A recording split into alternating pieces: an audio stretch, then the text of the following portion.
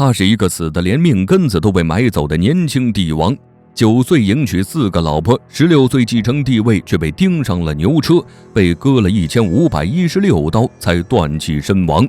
他就是太平天国的洪天贵福。年少被长姐教导成贪生怕死的性子，在接替父亲皇帝位置短短1个月后便过上逃亡生活。他究竟经历了什么？清朝廷为何会对他下如此狠手呢？提起古代男人最喜欢的一种职业，莫过于坐拥天下的皇帝。皇帝掌控生杀大权，拥有3000后宫佳丽，朝臣百姓皆匍匐在其脚下，可谓是天下最尊贵的人。所以说，不少人都想要坐上帝位，但是对于坐上龙椅的皇帝而言，只能用一句话来形容，那就是高处不胜寒。身为帝王尊贵不假，但是他们肩上需要扛起整个天下，是名副其实的孤家寡人。想有一个可以掏心窝子说话的人都难上加难，因此坐上龙椅的皇帝经常幻想自己如果是个寻常百姓，那该有多好。而且在古代的封建王朝中，皇帝是一种高危职业，随时有可能遭到暗杀，能得以善终的少之又少。今天本文所提到的皇帝，便是不得善终的可怜人。在年仅16岁的时候被推上牛车，还身中1516刀，被活生生凌迟而死。那么这位可怜的皇帝是谁呢？他就是太平天国的天王洪天贵福。所谓的太平天国，指的是1850年由洪秀全、杨秀清、韦昌辉等人组成的队伍，在广西金田村发动反抗清朝的武装起义，随后建立了太平天国。公元前1853年，以洪秀全为首的起义队伍在江宁定都，也就是如今的南京，改称为天京。身为洪秀全的儿子，洪天贵福自然是成了一人之下万人之上的皇子。然而呢，这位皇子的童年却相当的不幸。6岁开始读书的他，因为洪秀全对旧时代文化人的非常敌视，加上洪秀全不允许宫中有男性居住或出入的缘故，所以洪天贵福的教育启蒙交给了比他大10岁的，而且是同父异母的姐姐洪天娇。洪天娇根本不会教导人，让他学习十全大吉诗、三字经、太平旧事告、颁行诏书之类关于上帝教理论的书籍。在这种教育环境的熏陶下，洪天贵福每天的生活同宗教有很大联系。每天要在吃饭的时候，他都要像外国人一样先祷告上帝。每年举行的7日礼拜仪式中，他还会念诵赞美经。至于所谓的古文书籍，洪秀全都认为是妖书，自然不会让他看。这样一来，这个皇子在未接受良好教育的情况下，认知是有些问题的。他是最悲催的少年皇帝，年仅9岁便娶了4个老婆，这到底是怎么一回事呢？洪秀全唯一的儿子洪天贵福，在长姐教育下慢慢成长，逐渐养成了唯唯诺诺的性格。9岁的时候，洪秀全想要彰显太平天国国运繁荣，根本没有考虑儿子年幼的问题，直接给洪天贵福迎娶了4个老婆进门。而当时的太平天国面临很多问题，对内方面，核心成员之间矛盾丛生；对外方面，清朝廷整合兵马大肆进攻。对洪秀全而言呢，如今的形势很不乐观。虽是如此，洪秀全依然给了这个儿子足够安稳的生活。来到1864年，洪秀全即将走到生命的尽头，临终之前，他已经察觉到太平天国即将摇摇欲坠。洪秀全倒是不担心老百姓会如何，反而对儿子洪天贵福十分忧心。在洪秀全看来，这个儿子没有像自己经历过坎坷波澜，若是他气绝身亡，那洪天贵福根本活不下去。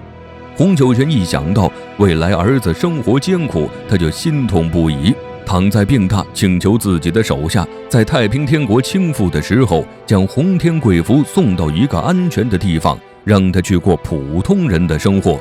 对于老大最后的请求，在场听着的人纷纷点头答应。洪秀全见状，才安心地闭上了双眼，彻底离开了这个世间。洪秀全画上了人生句号后，洪天贵福作为他的儿子，自然而然成为了新的天王，继续带领部下对抗清朝。然而太平天国气数已尽，洪天贵府坐上帝位1个月后，率领部下同清军展开了最后的较量。毫无疑问，这场战斗最终以清军胜利告终。洪天贵府被他父亲信赖的部下李秀成带走。原本李秀成打算带着他去乡下过着隐姓埋名的生活，就算在没有过往的荣华富贵，也可以过着与世无争的生活。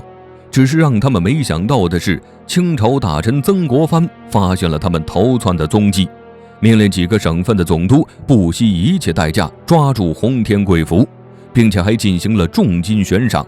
这打乱了李秀成的计划，他不得不掩护洪天贵府逃走。由于清军对洪天贵府的追逐力度很大，简直是掘地3尺，洪天贵府陷入了不断周转逃亡的路上。作为叛军的首领，被抓住会被如何处置？洪天贵府用亲身经历告诉你，简直是生不如死。洪天贵府自战败后，经历了长达几个月的逃亡，在此期间，掩护他的手下不断被清军抓捕，有的直接投降。洪天贵府能理解，毕竟每一个人都怕死，他自己也渐渐变得麻木，行踪到底呢，还是被清朝发现了。洪天贵府被赶来的清军团团围住，随后被活捉，辗转到江西的省府南昌、喜宝田大营、省府南昌等多地。在这段时间里，洪天贵府经受各种严刑拷打和折磨。负责审讯他的清朝官员经常怀疑自己是不是审问错了人，他们为何会有这样的疑惑呢？主要是洪天贵府在大牢中的表现没眼看呢。当时洪天贵府想通过卑躬屈膝存活下来，为此把太平天国的老底儿接的是一点没剩。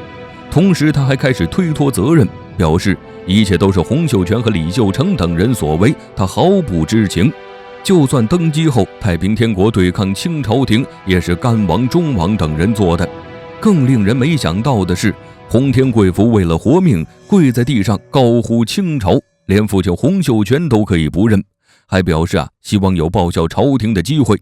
要知道，洪秀全可是差点让大清王朝覆灭的天王，他的儿子再怎么也应该有2、3分傲骨，结果呢，却是个贪生怕死之徒。清朝官员是没有想到也许是洪天贵府过于真诚，审讯他的其中一位官员，也就是沈葆桢，很是同情，曾多次为洪天贵府上书求情，希望朝廷看他年仅16岁开恩放过。那么清朝廷会开恩吗？很显然不可能。